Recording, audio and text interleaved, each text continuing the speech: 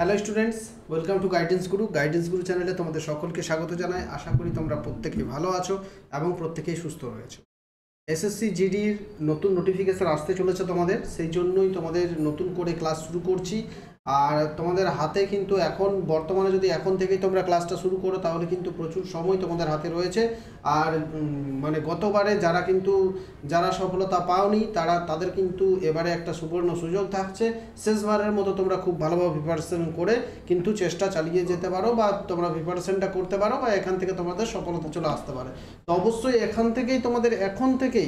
এখন থেকেই বেশি বেশি করে পড়তে হবে, না হলে কিন্তু সেটা সম্ভব নয়। কিন্তু যারা কিন্তু চাকরি পাবে, মনে রাখবে, যারা চাকরি পাবে তারা কিন্তু এখন থেকেই পড়ছে।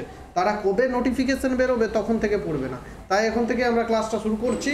আর অনেক দিন থেকে তোমাদের সাথে হয়তো যোগাযোগ হয়নি, তোমাদের সাথে ক্লাস আমি করাতে পারিনি, বা এমটিএসের ক্লাসটা মাঝে তো করাচ্ছিলাম, সেটাও বর্তমানে 4 তারিখ পর্যন্ত নোটিফিকেশন না এলে ক্লাসটা অফ আছে।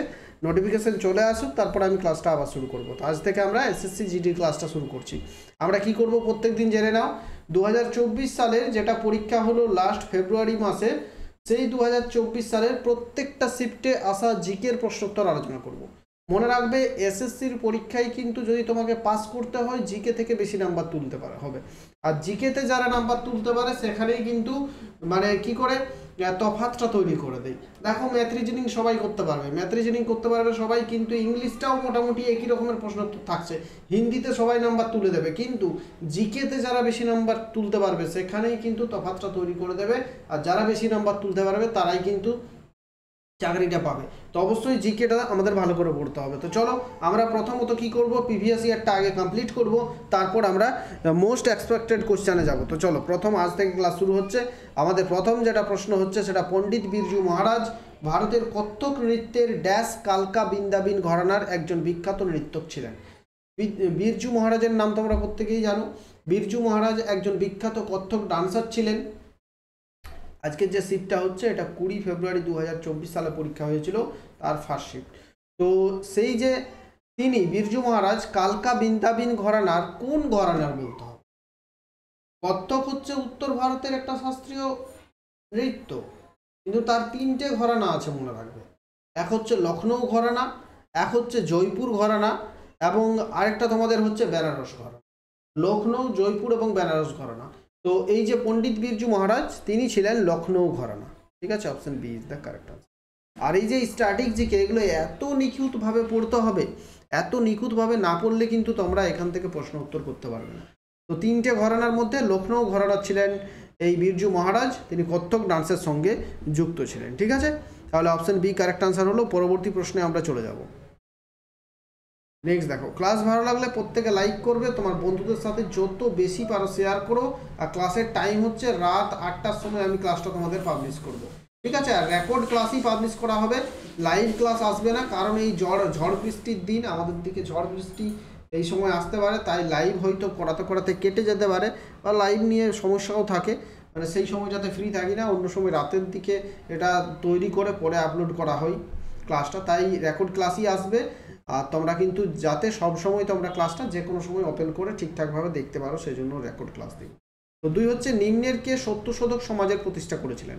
সত্যশোধক সমাজ আমরা প্রত্যেকেই জানি, এবং এটা খুব বেশি ইম্পর্টেন্ট। WBPSCর ক্ষেত্রেও প্রশ্নটা ইম্পর্টেন্ট, যারা WBPSC পরীক্ষা দিচ্ছ সেখানেও এই প্রশ্নটা আছে। সত্যশোধক সমাজ প্রতিষ্ঠা করেছিলেন কে? জ্যোতিরাও ফুলে। জ্যোতিরাও ফুলে, এবং তার ওয়াইফ ছিলেন, জ্যোতিরাও ফুলের ওয়াইফের নাম ছিল সাবিত্রীবাই ফুলে। কি নাম? সাবিত্রীবাই ফুলে। সাবিত্রীবাই ফুলে, এই দুজন মিলিতভাবে এই সত্যশোধক সমাজ প্রতিষ্ঠা করেছিলেন। সত্যশোধক সমাজের আরেক নাম হচ্ছে সত্য সংশোধন সমাজ, সত্য সন্ধানী সমাজ। ঠিক আছে, এটা প্রতিষ্ঠা হয়েছিল কত সালে? 1873 সালে এটা প্রতিষ্ঠা হয়েছিল। নেক্সট দেখবো 3 নাম্বার প্রশ্ন আমাদের কি আছে, দেখো। ভয়মুক্ত রাজ্য গঠনের জন্য নিম্নের কোন রাজ্যের মুখ্যমন্ত্রীকে 3 মে 2023 ভারতরত্ন ডাক্তার আম্বেদকর পুরস্কার দ্বারা সম্মানিত করা হয়েছে? দেখো, মনে রাখতে হবে যে ভারতরত্ন পুরস্কার এবং ভারতরত্ন ডাক্তার আম্বেদকর পুরস্কার কিন্তু দুটো আলাদা পুরস্কার। এটা ডক্টর হবে, ডাক্তার নয়, ডক্টর। ঠিক আছে, ভারতরত্ন পুরস্কার ভারতের ফার্স্ট সিভিলিয়ান অ্যাওয়ার্ড, আর আরেকটা পুরস্কার আছে যেটা হচ্ছে ভারতরত্ন ডক্টর আম্বেদকর পুরস্কার। তো 3 মে 2023 সালে উত্তরপ্রদেশের মুখ্যমন্ত্রী আদিত্যনাথকে যোগী আদিত্যনাথকে প্রদান করা হয়েছিল ভয় মুক্ত রাজ্য গঠনের জন্য। ঠিক আছে, নেক্সট দেখবো আমরা 4 নাম্বার। তো এখান থেকে বুঝতে পারছো যে কারেন্ট অ্যাফেয়ার্স কেমন প্রশ্ন আসতে পারে, পুরনো কারেন্ট অ্যাফেয়ার্স দিতে পারে। ঠিক, চলো 4 নাম্বার দেখো।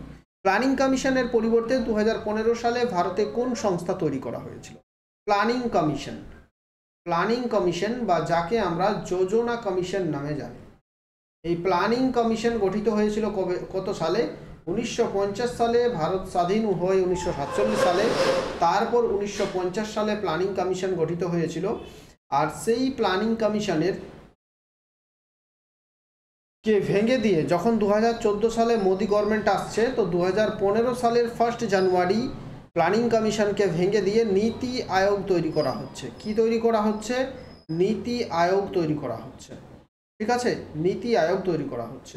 নীতি আয়োগের চেয়ারম্যান কে থাকবেন? সবসময় নীতি আয়োগের চেয়ারম্যান থাকবেন কে? নরেন্দ্র মোদী বা প্রধানমন্ত্রী। যিনি ভারতের প্রধানমন্ত্রী হবেন তিনি চেয়ারম্যান থাকবেন। আর বর্তমানে যদি বলা হয় যে ভাইস চেয়ারম্যান কে আছেন, তো ভাইস চেয়ারম্যান হবেন BVR সুব্রমণিয়াম। ভাইস চেয়ারম্যান হচ্ছেন BVR সুব্রমণিয়াম। সরি, এখানে হবে ভাইস চেয়ারম্যান হবে সুমন বেরি। কে হবে ভাইস চেয়ারম্যান? সুমন বেরি। সুমন বেরি ইনি হচ্ছেন ভাইস চেয়ারম্যান। এবং যদি CEO বলা হয় তখন হবে BVR সুব্রমণিয়াম, ইনি হবেন কি? CEO। ঠিক আছে, বোঝা গেছে। চলো নেক্সট প্রশ্নে চলে যাবো আমরা, 5 নম্বর প্রশ্ন। এর একটু তাড়াতাড়ি করব, মন দিয়ে দেখতে থাকো। মহিলা সংরক্ষণ বিল 2023 অনুসারে লোকসভা এবং রাজ্য বিধানসভায় কতগুলো মহিলা আসন সংরক্ষণের কথা বলা হয়েছে? এই উত্তরটা বলার আগে তোমাদের SSC GD সম্পর্কে আমাদের যে জিকের পেড গ্রুপটা ওপেন করা হয়েছে তোমাদের জন্য, সে সম্পর্কে কয়েকটা কথা বলি। একটা আমরা জিকেতে একটা পেড গ্রুপ ওপেন করেছি, যে পেড গ্রুপে তোমাদের দেওয়া হবে কি কি দেখো। 2021 সালের প্রিভিয়াস ইয়ারের প্রশ্নোত্তর, অর্থাৎ 2021 সালের PYQ, 2022-23 সালের PYQ, এগুলো জয়েন করার সঙ্গে সঙ্গে পাবে। 2024 সালের যেটা এখন পড়ানো হচ্ছে সেই পুরো সেটটা দেওয়া হবে। সঙ্গে দেওয়া হবে 2023 সালের কারেন্ট অ্যাফেয়ার্সের ইয়ারবুক, 2024 সালের মান্থলি কারেন্ট অ্যাফেয়ার্স। ঠিক আছে, এতগুলো প্রোভাইড করা হবে তোমাদের 199 এর বিনিময়ে। কত টাকা পেমেন্ট করে জয়েন করতে হবে? 199 টাকা পেমেন্ট করে আমাদের গ্রুপে জয়েন করতে হবে। তাহলে এত কিছু তোমাদের প্রদান করতে হবে। যদি জয়েন করতে চাও তাহলে আমাদের হোয়াটসঅ্যাপ নাম্বার জেনে রাখো, 7001301393। এই হোয়াটসঅ্যাপ নাম্বারে যোগাযোগ করবে, তোমাদের প্রসেস বলে দেবো, কোথায় পেমেন্ট করতে হবে সেটা বলে দেবো, কিভাবে জয়েন করবে সেটা বলে দেবো। আর এই পুরোটা যদি কমপ্লিট করে নাও তাহলে 20-তে তোমাকে 18 নাম্বার পাওয়া থেকে কেউ আটকাতে পারবে না। এর সঙ্গে কি দেওয়া হবে? স্ট্যাটিক জিকেটাও তোমাদের প্রোভাইড করা হবে। Static GK, most important GK series, এত কিছু প্রোভাইড করা হবে। 20-র মধ্যে 18 থেকে তোমাকে কেউ কিন্তু আটকাতে পারবে না, তুমি যদি এই পুরোটা যদি তুমি এই প্যাকেজটা নিয়ে নাও তাহলে। ঠিক আছে, তো দেখো এখানে প্রশ্ন কি ছিল। যদি জয়েন হতে চাও তাহলে এই যে আমাদের হোয়াটসঅ্যাপ নাম্বার, এই নাম্বারে একটু আমাদের মেসেজ করবে। মহিলা সংরক্ষণ বিল 2023 অনুসারে লোকসভা এবং রাজ্য বিধানসভায় কতগুলো মহিলা আসন সংরক্ষণের কথা বলা হয়েছে? 1/3 মহিলা আসন সংরক্ষণের কথা বলা হয়েছে। কত? 1/3। অর্থাৎ লোকসভায় 543টা, বর্তমানে 544টা সিট, তার 1/3 হবে মহিলা। আর রাজ্য বিধানসভায় বলতে আমাদের 294টা সিট আছে ওয়েস্ট বেঙ্গলে, তার 1/3 হবে মহিলা। ঠিক আছে, 6 নম্বর প্রশ্ন দেখো। কোন ভারতীয় সঙ্গীতজ্ঞ প্রথম গায়ক যিনি সর্বোচ্চ বেসামরিক সম্মান ভারতরত্ন পেয়েছিলেন? প্রথম গায়ক হিসেবে ভারতরত্ন পাচ্ছেন। এর আগে কোনো গায়ক বা কোনো সঙ্গীতজ্ঞ ভারতরত্ন পুরস্কার পাননি। তো কে তিনি? তিনি হচ্ছেন MS শুভালক্ষ্মী। MS শুভালক্ষ্মী প্রথম ভারতীয় সঙ্গীতজ্ঞ বা প্রথম ভারতীয় সিঙ্গার হিসেবে, গায়িকা হিসেবে তিনি এই পুরস্কার পেয়েছেন। পরবর্তীকালে লতা মঙ্গেশকর ভারতরত্ন পেয়েছেন, কিন্তু যদি প্রথম ভারতীয় সঙ্গীতজ্ঞ হিসেবে ভারতরত্ন বলা হয় তখন কে হবে? তখন হচ্ছে MS শুভালক্ষ্মী প্রথম ভারতীয় সঙ্গীতজ্ঞ হিসেবে তিনি পেয়েছিলেন।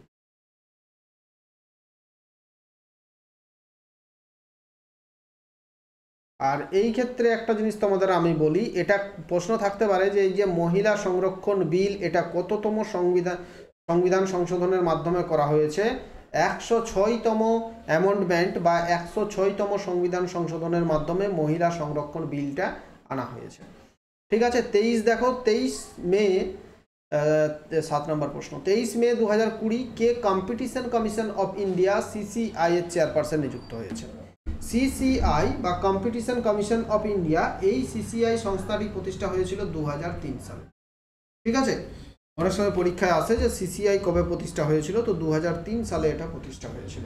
আর এই যে মে 2020-তে এর চেয়ারম্যান নিযুক্ত হয়েছিলেন রবনীত কর। কে? রবনীত কর। বর্তমানে যদি বলা হয় সিসিআই এর চেয়ারম্যান কে আছেন, তো বর্তমানেও হবে রবনীত কর। কে আছেন বর্তমানে? রবনীত কর। নেক্সট চলে যাব 8 নম্বর। ড্যাশ হলো দেশের বা একটি দেশের একটি সুনির্দিষ্ট অংশের সমস্ত ব্যক্তির একটি নির্দিষ্ট সময়ে জনসংখ্যা সংক্রান্ত অর্থনৈতিক এবং সামাজিক তথ্য সংগ্রহ, সংকলন, বিশ্লেষণ এবং প্রচারের মোট প্রক্রিয়া। এই ধরনের প্রশ্নগুলো পড়ার জন্য পরীক্ষার হলে কম সময় থাকবে, তো কম সময়ে পড়ে তোমাকে বুঝতে হবে, কারণ বড় প্রশ্নগুলো যেগুলো থাকে সেগুলো সময় সাপেক্ষ, সময় নেবে তোমার, কিন্তু উত্তরগুলো সহজ হবে। এটা কারেক্ট আনসার হবে পপুলেশন সেন্সাস বা আদমশুমারি। ভারতের আদমশুমারি। ভারতের আদমশুমারিতে কি করা হয়? নির্দিষ্ট সময়ে জনসংখ্যা সংক্রান্ত জনগণনা করা হয়, অর্থনৈতিক সামাজিক তথ্য সংগ্রহ করা হয়, সংকলন করা হয়, বিশ্লেষণ করা হয়, এগুলো সবই করা হয় পপুলেশন সেন্সাসের সময়। পপুলেশন সেন্সাসের যদি কথা বলি আমরা, তো ভারতে প্রথম পপুলেশন সেন্সাস হয়েছিল কত সালে? প্রশ্ন থাকে 1872 সালে। কে ছিলেন সে সময়? Lord Mayo. লর্ড মেয়ো এর সময়ে 1872 সালে প্রথম পপুলেশন সেন্সাস হচ্ছে। যদি বলা হয় ভারতের সংবিধানে প্রথম সম্পূর্ণ সেন্সাস কবে হয়, তো 1821 সালে প্রথম সম্পূর্ণ সেন্সাস হয়। যদি বলা হয় এখনও পর্যন্ত কতবার সেন্সাস হয়েছে, এখনও পর্যন্ত 15 বার ফুল সেন্সাস হয়েছে। লাস্ট সেন্সাস কবে হয়েছে যদি বলা হয়, তো 2011 সালে। তারপর এখনও কিন্তু জনগণনা একবারও হয়নি। 9 হচ্ছে বিচারকের অপসারণের বিষয়ে নিচে দেওয়া বিবৃতিটি সম্পূর্ণ করুন। বিচারকের অপসারণের হিসেবে কি বলেছে দেখবো একবার। ভারতীয় সংবিধান বিচারকদের অপসারণের জন্য একটি অত্যন্ত কঠিন পদ্ধতি নির্ধারণ করে। বিচারকদের অপসারণের জন্য একটি অত্যন্ত নমনীয় পদ্ধতি নির্ধারণ করে। বিচারকদের অপসারণের জন্য একটি পদ্ধতি নির্ধারণ করে না। কারেক্ট আনসার কি হবে? অত সহজে কিন্তু ভারতের যে বিচারকরা থাকবেন, সুপ্রিম কোর্টের বিচারক বা হাইকোর্টের বিচারক, তাদেরকে অত সহজে অপসারণ করে দেওয়া যাবে না। তাহলে এটা একটা কি জটিল প্রক্রিয়া। 10 নম্বর দেখব আমরা। ব্যাডমিন্টন সম্পর্কিত নিম্নের কোন বক্তব্যটি সঠিক? আমরা তো ব্যাডমিন্টন খেলা সকলেই জানি, তো দুটো বক্তব্য ব্যাডমিন্টন সম্পর্কে দেওয়া আছে, দুটোর মধ্যে কোনটা ঠিক বলতে হবে। ব্যাডমিন্টন খেলার শুরুতে এবং যখন স্কোর সমান হয়, সার্ভার বাম সার্ভিস কোর্ট থেকে, এটা হবে সার্ভার বাম সার্ভিস কোর্ট থেকে পরিবেশন করে, অর্থাৎ যখন খেলাটা শুরু হচ্ছে বা খেলার স্কোর যখন সমান থাকবে তখন বাম দিকে থেকে মারবে, ঠিক আছে, সার্ভিস করবে। আরেকটা হচ্ছে সার্ভার এবং রিসিভার সবসময় বিপরীত সার্ভিস কোর্টে দাঁড়িয়ে থাকে, অর্থাৎ বাম দিকে যদি সার্ভার থাকে রিসিভার ডান দিকে থাকবে, ডান দিকে সার্ভার থাকলে রিসিভার বাম দিকে থাকবে। এটা কিন্তু ভুল আছে, সবসময় দুদিকে থাকে না, এটা দুটোই ভুল আছে, ঠিক আছে, এক অথবা দুই, দুটোই ঠিক নয়, দুক্ষেত্রে এটা কিন্তু ঠিক বক্তব্য নয়। 11 হচ্ছে ড্যাশ হলো অর্থ সরবরাহের সর্বাধিক ব্যবহৃত পরিমাণ। অর্থ যে সরবরাহ করা হয় বা মানি supply, measure of money supply, অর্থ সরবরাহ, বিভিন্নভাবে অর্থ সরবরাহ হচ্ছে। দোকানে লেনদেন হচ্ছে নোটের মাধ্যমে, আমাদের যে কারেন্সি নোট আছে সেই কারেন্সি নোটের মাধ্যমে, খুচরো কয়েনের মাধ্যমে, এটা হচ্ছে এক ধরনের মানি সাপ্লাই। ব্যাংকে আমাদের টাকা দিচ্ছে, এটাও হচ্ছে মানি সাপ্লাই। ব্যাংকের মধ্যে টাকা জমা থাকছে, এটাও হচ্ছে মানি সাপ্লাই। তো মানি সাপ্লাইয়ের কয়েকটা ভাগ আছে, যেমন M1, M2, M3, M4, ঠিক আছে। বিভিন্নভাবে মানি সাপ্লাইয়ের মেজারমেন্ট, এগুলো মানি সাপ্লাইয়ের একক, মেজার অফ মানি সাপ্লাই বলা হয় এগুলোকে, ঠিক আছে। তো এটা মানি সাপ্লাই অর্থ সরবরাহের একক, যারা ইকোনমিক সাবজেক্ট পড়েছে তারাও ভালো জানবে এটা। তো সব থেকে বেশি মানি সাপ্লাই হয় কোন ব্যাপার, মানে কোন একক দ্বারা বা কোন প্রক্রিয়ার দ্বারা? M3 প্রক্রিয়ার দ্বারা সব থেকে বেশি মানি সাপ্লাই হয়। যেমন যে কোনো দোকানে যদি আমরা জিনিস কিনতে যাই, যেটা ক্যাশ লেনদেন হয়ে থাকে, ক্যাশ টাকার লেনদেন হচ্ছে মানে কারেন্সি নোট দ্বারা বা খুচরো কয়েন দ্বারা, এক্ষেত্রে 1 নম্বর হয়ে গেল। 2 নম্বর হচ্ছে ব্যাংকে আমরা ফিক্সড ডিপোজিট করছি, সেটা ব্যাংকের মধ্যে সেভিং অ্যাকাউন্টে টাকা জমা থাকছে, সেগুলো ব্যাংক থেকে যে টাকা আমরা তুলছি, ডিপোজিট করছি বা উইথড্র করছি, সেগুলো সেই সবই পড়ছে আমাদের M3 এর মধ্যে। তো M3-তে সব থেকে বেশি পরিমাণ টাকার ব্যবহৃত হয়। 12 হচ্ছে কোন ভারতীয় নৃত্যশিল্পী 2018 সালে ওড়িশি নৃত্যের জন্য সঙ্গীত নাটক একাডেমি পুরস্কার জিতেছিলেন?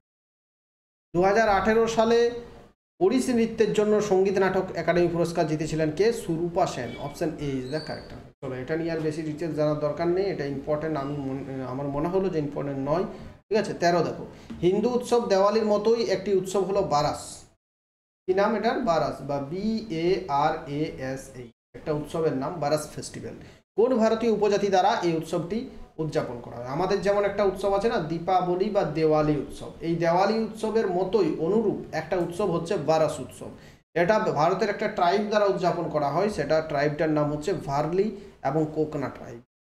এই ট্রাইব ভার্লি এবং কোকনা ট্রাইব, এই ট্রাইবটা কোথায় আছে? দাদরা এবং নগর হাভেলি যদি আমরা যাই, সেখানে আমরা এই ট্রাইবটা পাবো। তো তারাই এই উৎসবটা পালন করে। 14 চলে যাব, 14 নম্বর প্রশ্ন কি আছে দেখো, রাজ্যগুলির কেন্দ্রশাসিত অঞ্চলগুলির ইউটিএস বা ইউনিয়ন টেরিটরিজ এর সহযোগিতায় ড্যাশ সময় লাক্ষাদ্বীপ ছাড়া ভারতের প্রথম অর্থনৈতিক আদমশুমারি সারা দেশে পরিচালিত হয়েছিল? অর্থনৈতিক আদমশুমারি, দেখো আদমশুমারি কয়েক রকমের হয়ে থাকে, যেমন একটা হচ্ছে পপুলেশন সেন্সাস, বা জনসংখ্যার আমরা যেটা আদমশুমারি সেটা হচ্ছে পপুলেশন সেন্সাস। এরপর হয়ে থাকে কৃষি সেন্সাস বা যেটা আমাদের মানে কৃষি আদমশুমারি, আর একটা হয়ে থাকে অর্থনৈতিক আদমশুমারি। 3 রকমের আদমশুমারি হয়ে থাকে। কৃষি আদমশুমারিটা যেমন 5 বছর অন্তর হয়, জনসংখ্যা আদমশুমারি 10 বছর অন্তর হয়ে থাকে, অর্থনৈতিকটাও 5 বছর বা 10 বছর, এটা ঠিক মনে পড়ছে না, যদি তোমরা জানো তো অবশ্যই কমেন্ট করে বলে দেবো। ঠিক আছে, তো কারেক্ট আনসার কি হবে? প্রথম অর্থনৈতিক আদমশুমারি কবে হচ্ছে? 1977 সালে প্রথম অর্থনৈতিক আদমশুমারি হয়েছে। প্রশ্ন থাকে বিভিন্ন সময় যে কৃষি আদমশুমারি কত বছর অন্তর অন্তর হয়ে থাকে? 5 বছর অন্তর অন্তর। 15 দেখো, মেন্ডেলিভ যখন তার কাজ শুরু করেন তখন কতটি উপাদান পরিচিত ছিল? মেন্ডেলিভের পর্যায় সারণী আমরা প্রত্যেকেই জানি। তো মেন্ডেলিভ যখন কাজ শুরু করেছিলেন সে সময় কতগুলো কি ছিল? মৌল ছিল বা কতগুলো এলিমেন্ট ছিল সেই সময়? আচ্ছা, এখানে আমি তোমাদের একটা হোমওয়ার্ক দিয়ে দেবো আজ, যে বর্তমানে কতগুলো মৌল আছে পিরিয়ডিক টেবিলে বা আমাদের প্রকৃতিতে কতগুলো মৌল আছে, বর্তমানে কতগুলো মৌল আছে সেটা তোমাদের কমেন্ট করে জানাতে হবে। আর এই মেন্ডেলিভ যখন কাজ শুরু করছেন সে সময় আমাদের 63 এলিমেন্ট ছিল। ঠিক আছে, 16 দেখো, ভারতীয় সংবিধানের পার্ট 4A যখনই তোমরা শুনবে তোমার সঙ্গে সঙ্গে মাথায় তোমাদের আসা উচিত যে পার্ট 4A-তে আমাদের দেওয়া আছে কি? সেখানে মৌলিক কর্তব্যগুলো, ফান্ডামেন্টাল ডিউটিসগুলো বলা হয়েছে পার্ট 4A-তে। আর পার্ট 3-তে 12 থেকে 35 নম্বর ধারা, পার্ট 3-তে বলা হয়েছে মৌলিক অধিকারগুলো।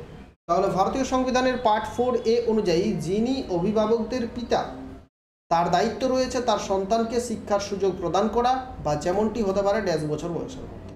এটা একটু ট্রান্সলেট করতে গিয়ে সমস্যা হয়েছে। এটার আসল মানেটা হচ্ছে যে শিশুদের যেটা আমাদের সরকারিভাবে যে শিক্ষা প্রদান করা হয় বা প্রত্যেক শিশুর সমান শিক্ষার অধিকার আছে, সে তার টাকা থাকুক না থাক, সে যে পরিবেশেরই থাকুক না কেন, তার বাবা মা থাক না থাক, সবার কিন্তু শিক্ষার অধিকার আছে। সেটা হচ্ছে 6 থেকে 14 বছর বয়স পর্যন্ত প্রত্যেকটা শিশুর শিক্ষার অধিকার আছে। এটা সরকার ফ্রি শিক্ষা দেবে। এটাই হচ্ছে পার্ট 4A অনুযায়ী। ঠিক আছে, নেক্সট দেখব। 17 নম্বর প্রশ্ন আমরা দেখব কি আছে। অ্যাথলেটিক্সে IAAF ওয়ার্ল্ড চ্যাম্পিয়নশিপ ড্যাশ থেকে একটি সম্পূর্ণ পেশাদার প্রতিযোগিতায় পরিণত হয়েছিল। IAAF মানেটা কি? IAAF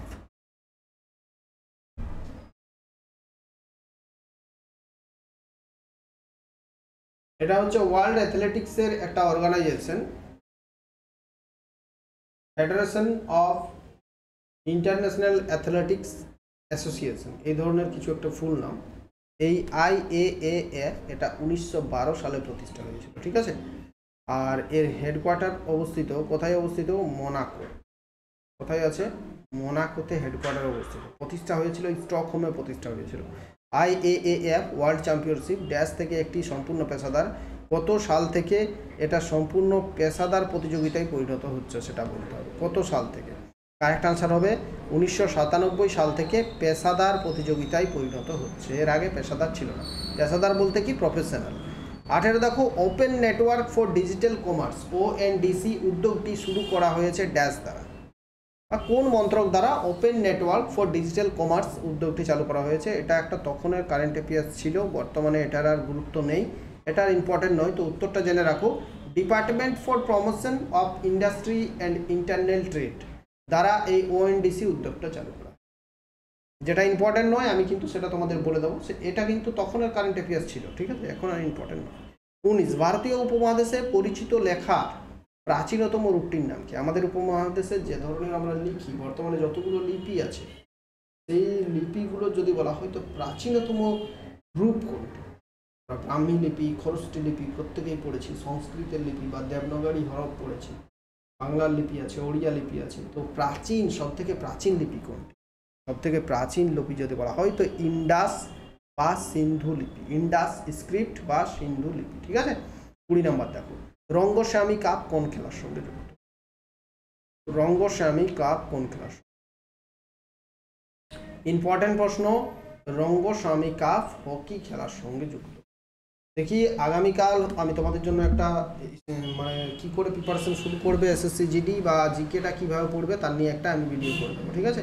তো রঙ্গস্বামী কাপ হকি খেলার সঙ্গে যুক্ত, option A is the correct answer. এই রঙ্গস্বামী কাপ যদি বলা হয় প্রথম কবে খেলা হয়েছিল, এটা 1928 সালে প্রথম খেলা, ঠিক আছে। চলো, আমাদের 20টা প্রশ্ন শেষ হয়ে গেল। ক্লাস ভালো লাগলে অবশ্যই প্রত্যেকে কি করবে, লাইক করবে, তোমার বন্ধুদের সাথে যত বেশি পারো শেয়ার করবে। থ্যাংক ইউ, ভালো থেকো।